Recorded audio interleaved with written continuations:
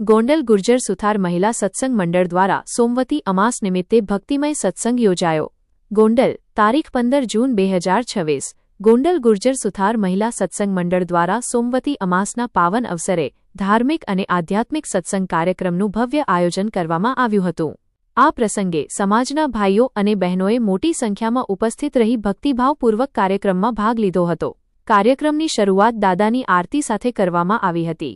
ત્યારબાદ દાદાને ભાવપૂર્વક થાળ અર્પણ કરવામાં આવ્યો હતો.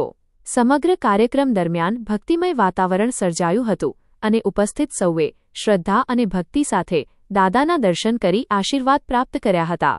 સત્સંગમાં સમાજના વડીલો, યુવાનો તેમજ મહિલાઓએ ઉત્સાહપૂર્વક ભાગ લઈ ધાર્મિક એકતાનું સુંદર ઉદાહરણ પૂરું પાડ્યું હતું.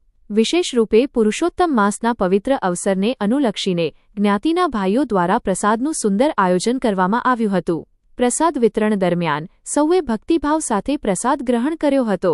કાર્યક્રમમાં ઉપસ્થિત પરિવારો માટે સમૂહ ભોજનની પણ વ્યવસ્થા કરવામાં આવી હતી, જેમાં મોટી સંખ્યામાં ભાઈઓ અને બહેનોએ પોતાના પરિવારજનો સાથે હાજરી આપી હતી.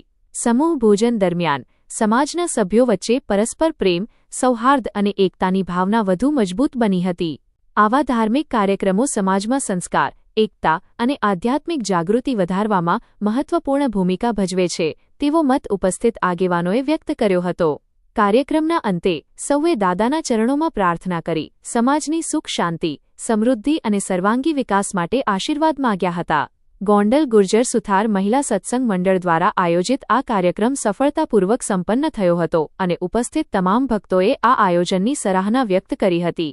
રિપોર્ટ પ્રશાંત ભાડેસિયા, ગોંડલ.